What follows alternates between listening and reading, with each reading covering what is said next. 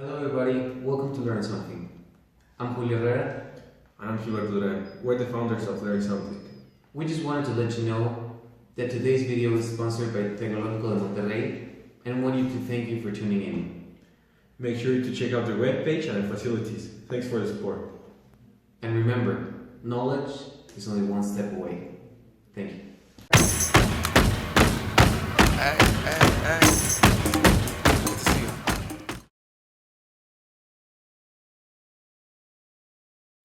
Yep, you guessed it. Our topic for today is pop art.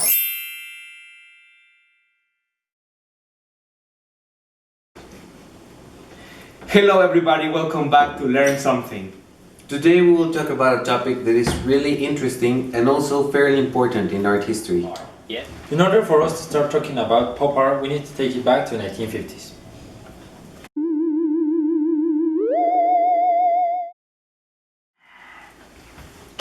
Okay, so let's start talking about a guy called Eduardo Polozzi. Polozzi was crucial to this movement. Why? Well, he created what is considered to be nowadays as the earliest standard bearer for pop art, with his artwork created in 1950, I Was a Rich Man's Plaything. Polozzi was Scottish. However, he belonged to a group called the Independent Group that was located in London and that included a lot of artists that helped to ignite this movement, like Richard Hamilton. And in 1954, Frank Cordell may have coined the term pop art, and although this led pop art to establish a cultural movement, in 1954 this independent group dissolved.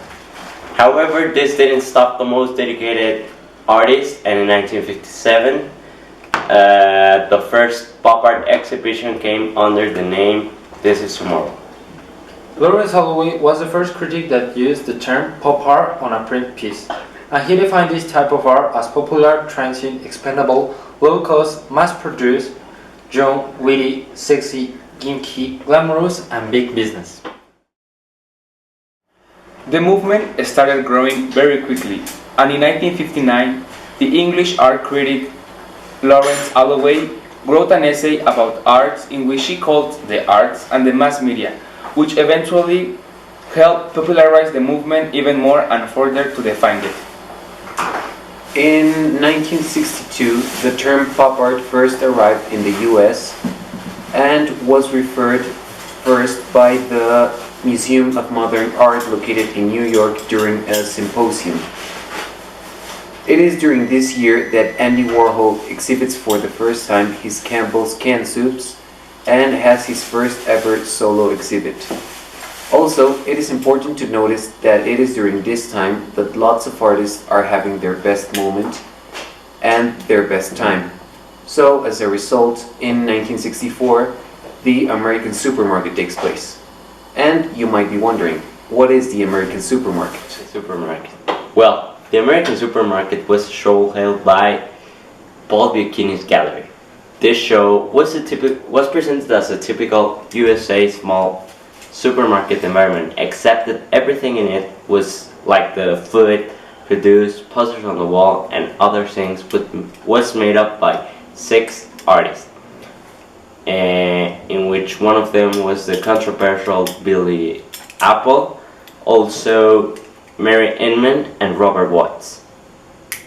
During this show, Warhol painting of a can of Campbell's soup cost $1,500, while each autograph can sold for $6. The exhibit was one of the first mass events that directly confronted the general public with both pop art and the perennial question of what art is. Andy Warhol. Andy Warhol is probably the most popular figure of pop art nowadays. This is mainly because he did lots of things in favor of the movement that helped popularize it.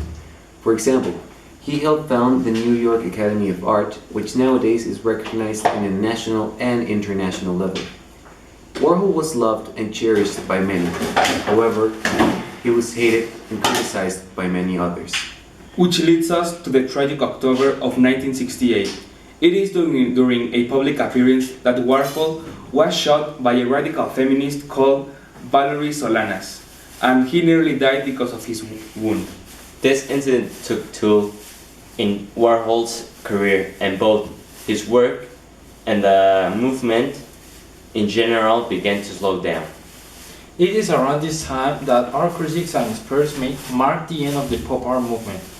And although there is no clear answer for the sudden fall of pop art, many like to blame it on that specific event. And with that, we finish this episode. We close today, and we hope that you tune us on next episode. We're gonna talk about surrealism. Today we showed you how pop art started and how it ended.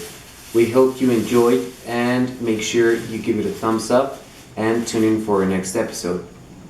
Thank you for watching. See you next time. Sayonara.